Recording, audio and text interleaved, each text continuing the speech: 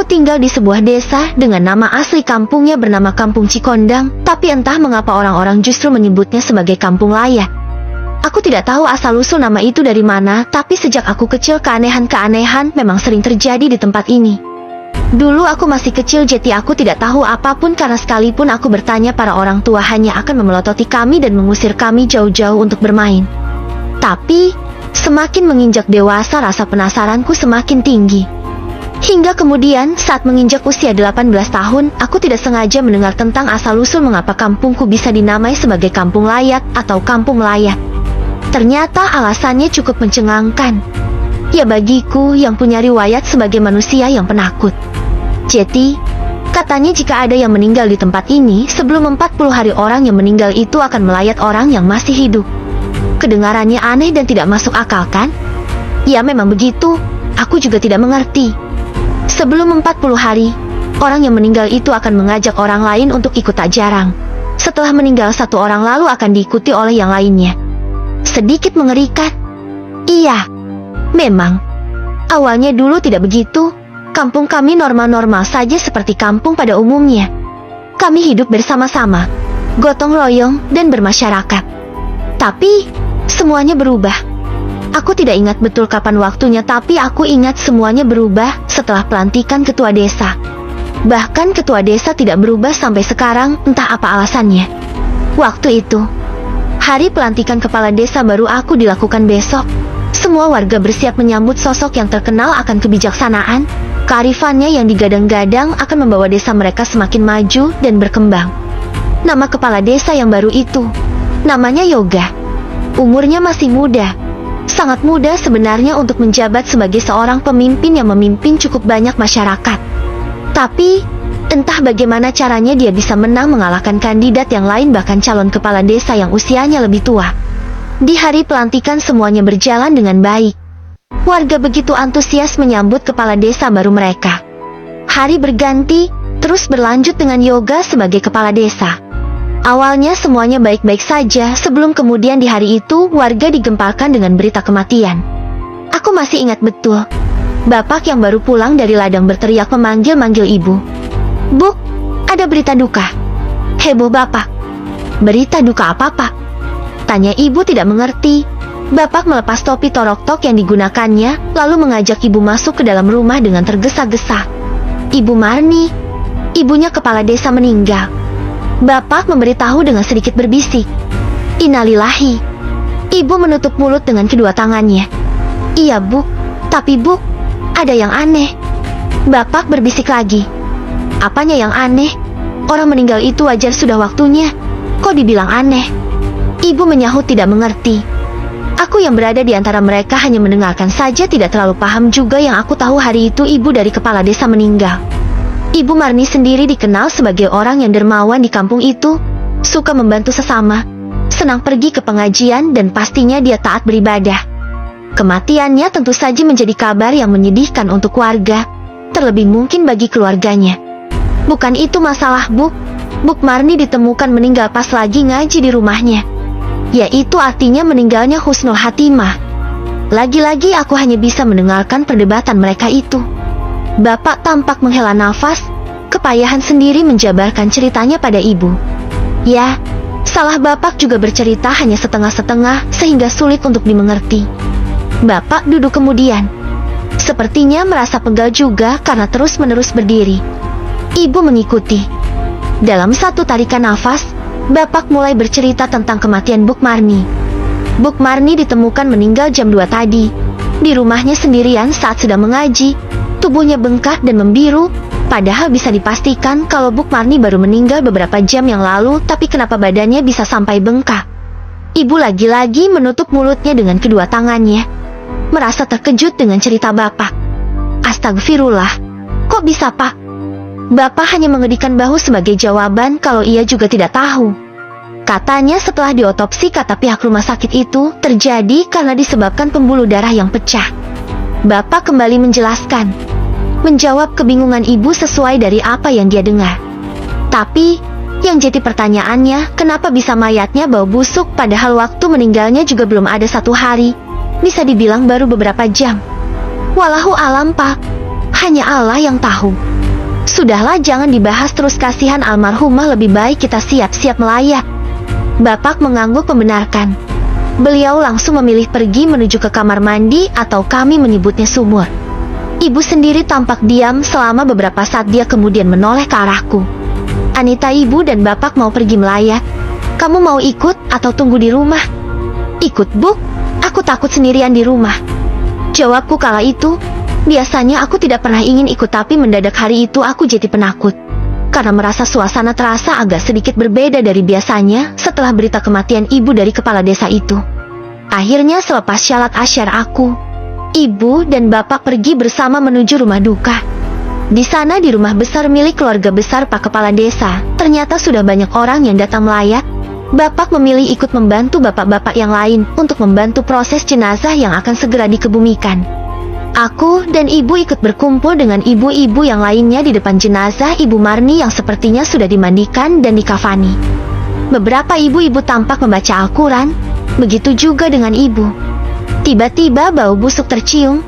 Baunya sangat menyengat hingga membuat orang-orang refleks berhenti mengaji dan beralih menutupi hidungnya. Aku juga melakukan hal yang sama.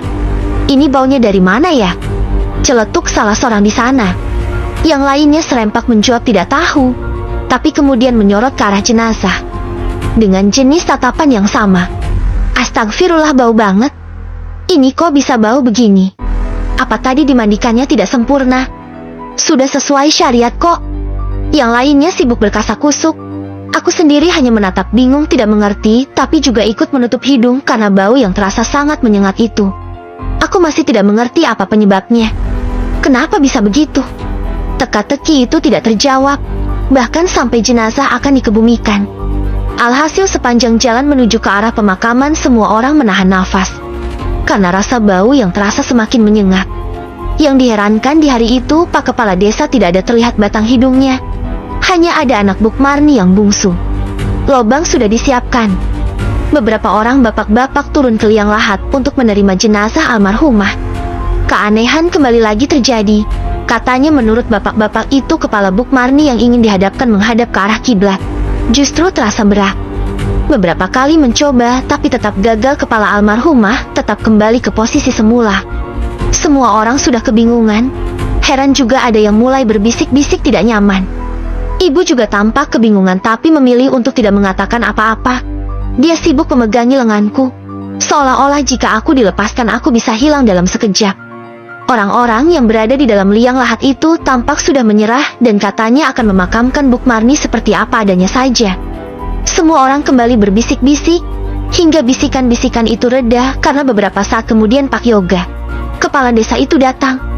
Wajahnya tampak tegang. Para warga yang hendak mengucapkan belasungkawa urung melakukannya. Pak Yoga tampak berjalan ke arah pemakaman karena terdengar kasakusuk dari sana. Ada apa, Pak? Tanya Pak Yoga. Itu, Pak. Kenapa? Jenazah almarhum susah dimiringkan ke kanan. Berat sekali. Akhirnya ada juga yang berani mengatakan keanehan tersebut. Muka Pak Yoga langsung berubah. Sulit dijelaskan bagaimana ekspresinya saat itu. Yang pasti seperti orang yang kaget, tapi juga di saat yang bersamaan merasa ketakutan. Masih di posisi yang sama, tiba-tiba dari arah belakang datang seorang laki-laki memakai pakaian pensi. Orang itu tampak mendekat ke arah Pak Yoga. Dia lalu membisikkan sesuatu. Aku tidak tahu persis apa yang dibicarakan oleh laki-laki itu. Yang jelas, setelah sesaatnya wajah Pak Yoga mendadak jadi pucat pasi. Cepat, kamu turun ke bawah. Meski kelihatan ragu, Pak Yoga mulai masuk ke liang lahat. Dilihat lagi, Pak Yoga tampak membisikkan sesuatu pada almarhumah, dan seketika kepala yang semula katanya berat bisa dimiringkan. Semua orang langsung merasa terheran-heran, termasuk aku juga. Umurku waktu itu masih 12 tahun, tapi aku sudah mengerti kalau hal yang dari tadi terjadi dengan jenazah almarhumah Bu Marni adalah sebuah keanehan. Pak Yoga sudah kembali lagi ke atas, bapak-bapak bersiap untuk menimbun liang lahat tersebut. Laki-laki berpensi hitam itu mendekat ke arah Pak Yoga. Sampai sekarang aku tidak tahu dia siapa. Celaka, kampung kita terkutuk, dikutuk. Celaka, celaka. Samar-samar aku mendengar kata-kata itu diucapkan oleh laki-laki itu pada Pak Yoga. Entah apa maksudnya, tapi memang benar setelah meninggalnya Bu Marni, Kampung kami benar-benar terkutuk. Entah apa yang salah, tapi semuanya tidak lagi sama sejak hari itu. Anita baru saja turun dari mobil travel yang membawanya pulang ke kampung halamannya. Kampungnya yang sudah kurang lebih 3 tahun lamanya dia tinggalkan, karena sebuah alasan. Hari ini pun dia memutuskan untuk pulang tanpa mengabari kedua orang tuanya tentang kepulangannya itu. Entah kenapa sejak kejadian beberapa tahun yang lalu ibu dan bapaknya dengan kompak selalu melarang Anita untuk kembali. Mereka bilang kalau kondisi kampung sedang tidak baik-baik saja. Karena rasa penasaran, hari ini dia memutuskan untuk pulang mencari tahu sendiri penyebab apa yang membuat dia harus mengasingkan diri dari kampung kelahirannya itu. Apa masih ada hubungannya dengan kematian Buk Marni yang meninggalkan teror? Anita bertanya-tanya. Dia sudah membayar ongkos travelnya. Hanya dia seorang yang turun di depan gapura yang bertuliskan selamat datang itu. Sebagai tulisannya sudah mengelupas, warna gapuranya juga sudah tidak secerah dulu. Atau memang mungkin sudah tidak lagi dicat ulang. Anita tidak ingin ambil pusing. Gadis berusia 18 tahun menghela nafas sebelum kemudian menapakkan kakinya memasuki gapura kampung Cikondang, atau sekarang santer disebut Kampung Layak. Aura yang berbeda langsung bisa Anita rasakan. Tapi dia tidak peduli, langkahnya semakin cepat. Rumahnya tidak terlalu jauh hingga dia memutuskan untuk berjalan kaki saja. Pangkalan ojek juga kosong, tampak terbengkalai.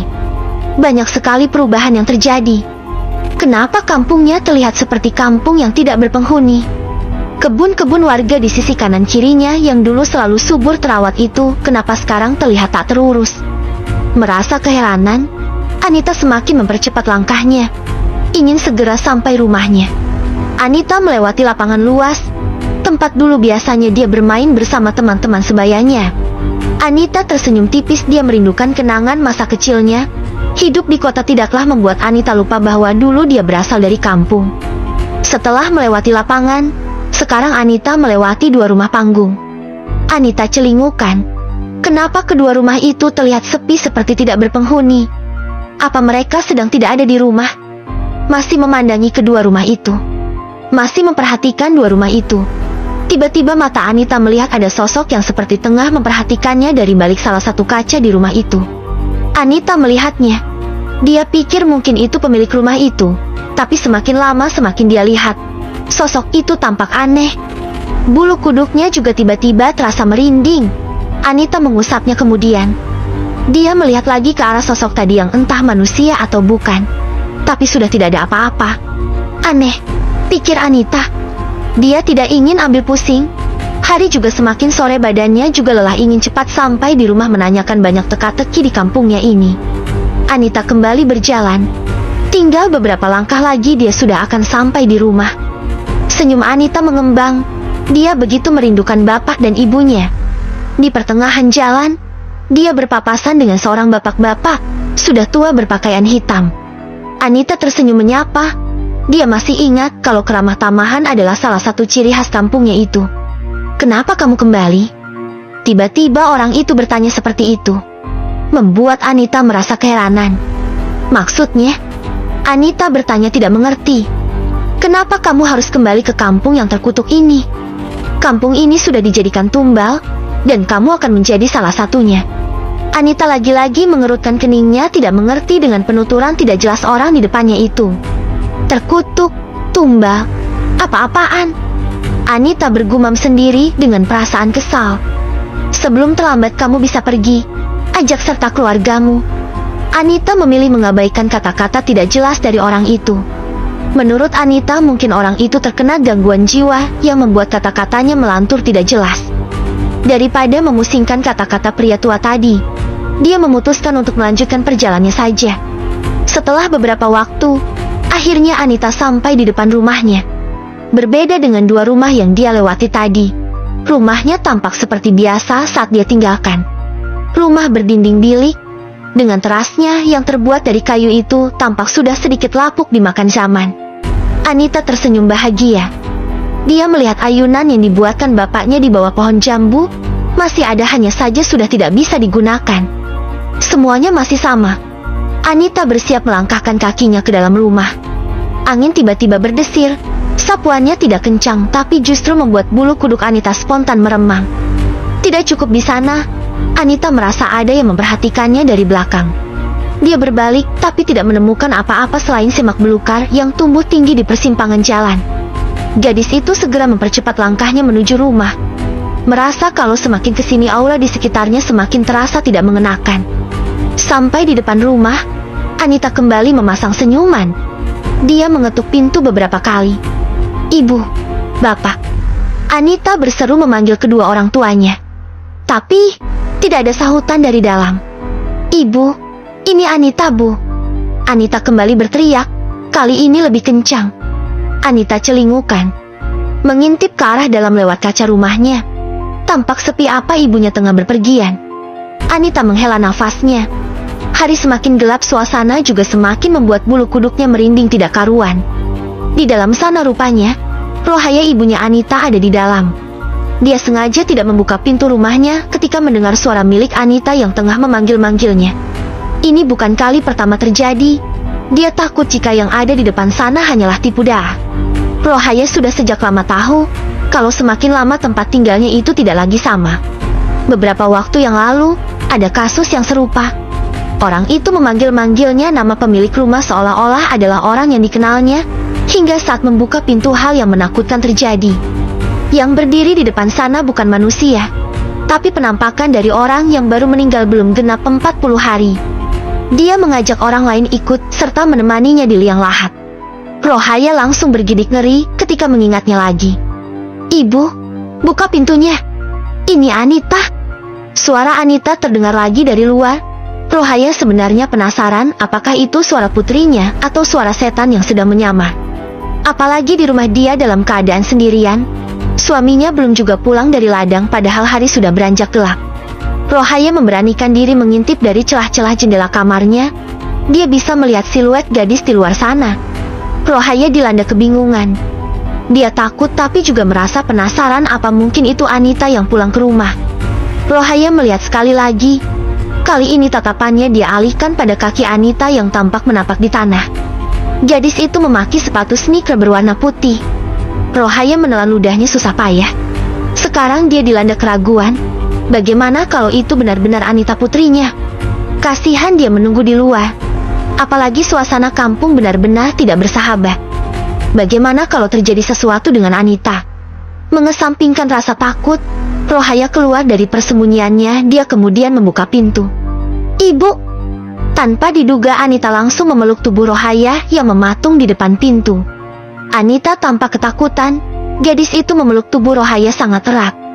Sedang Rohaya langsung tersadar kalau yang ada di depannya ini benar-benar putrinya. "Anita, ini kamu, Nak." Anita mengangguk. Rohaya yang juga merasa kalau ada yang tidak beres segera membawa tubuh putrinya itu masuk ke dalam. Dia menutup pintu, menguncinya rapat-rapat. Semua jendela juga langsung dia tutup dengan gorden bermotif angsa berwarna merah. Sekilas Rohaya bisa melihat seseorang berdiri di persimpangan jalan. Dia mirip seseorang yang baru meninggal tadi pagi. "Rumah kita tidak aman nih." Rohaya mengatakan itu dengan cemas, sedang Anita masih terdiam dengan wajah yang pucat pasi. Entah apa yang dilihatnya tadi, yang jelas itu adalah sesuatu yang menakutkan. Rohaya mengambilkan segelas air minum untuk Anita. Anita langsung meminumnya dengan rakus. Rohaya memperhatikan Anita dengan lekat. Dia khawatir dengan kedatangan Anita ke kampung halamannya ini. Bukan tidak senang, bukan tidak rindu, dia jelas sangat merindukan putri semata wayangnya itu. Tapi, keadaan sekarang tidak sama lagi. Setiap hari warga kampung semakin berkurang. Entah itu karena kematian atau karena pergi meninggalkan kampung dengan alasan keselamatan. Rohaya juga bukan tidak berpikir untuk keluar dari kampung terkutuk itu. Tapi suaminya Farman selalu menolak, dengan alasan bahwa ini hanya sementara. "Kenapa kamu tidak bilang-bilang kalau ingin pulang, Nick?" Rohaya bertanya kemudian. Dia memandangi anaknya itu. Semakin hari Anita semakin cantik. Tidak ikhlas rasanya kalau Anita harus terseret masalah jika tinggal lagi di kampung yang sudah dijadikan tumbal perjanjian dengan iblis. "Aku ingin memberi ibu dan bapak kejutan. Tapi yang terjadi malah aku yang dapat kejutan dengan keadaan di kampung ini." Anita sedikit merenggut. Angan-angannya tinggi tentang kepulangannya. Dia rindu ibu bapaknya, teman-teman sebayanya, tapi yang terjadi dia malah mendapatkan hal-hal yang tidak masuk di akal. Rohaya mengerti. Dia mengusap bahu anak gadisnya itu. Ibu dan bapak juga bukannya tidak merasa rindu dengan kamu. Tapi, banyak hal yang tidak bisa dijelaskan. Jeda sebentar, Rohaya menarik nafasnya. Kerutan terlihat dari wajahnya. Kampung kita tidak baik-baik saja. Nama Cikondang yang melekat sudah tidak ada lagi, digantikan dengan Kampung Layak. Anita memandangi ibunya tidak mengerti. Bukannya semuanya sudah berlalu beberapa tahun yang lalu, Bu? Rohaya menggelengkan kepalanya. Tidak, Nik, bukan berakhir. Tapi, itu justru jati awal malapetaka. Setelah meninggalnya Buk Marni yang menjadi teror, kematian-kematian lainnya mengikuti. Kamu pernah dengarkan? Sebelum 40 hari orang yang meninggal itu belum tenang, dia akan melayat setiap orang yang masih hidup mengajaknya ikut serta. Anita mengangguk. Dia pikir itu hanya bualan semata. Buk, tadi aku lihat ada seseorang di ujung jalan. Aku pikir dia manusia. Anita menghentikan kata-katanya. Wajahnya tampak pucat pasi. Lanjutkan, ucap Rohaya. Dia sudah tahu kalau Pak Badru yang tadi pagi meninggal mulai menjalankan teror. Aku pikir dia manusia. Ternyata dia hantu, Bu. Aku takut. Anita tergugu. Rohaya memeluk tubuh putrinya. Dia, Pak Badru, baru meninggal tadi pagi. Ditemukan meninggal di rumahnya. Jasadnya membiru dan bengkak. Sama persis kejadiannya seperti yang terjadi pada Buk Marni dulu. Anita tidak habis pikir kenapa semuanya terjadi padahal dulu semuanya baik-baik saja. Sekarang Pak Badru yang menjadi teror. Kita tinggal tunggu saja, besok pagi pasti ada orang yang meninggal juga. Teror ini benar-benar mengerikan, Nik.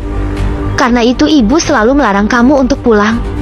Anita jadi was-was sendiri, memikirkan nasib dirinya. Ibunya juga warga kampung.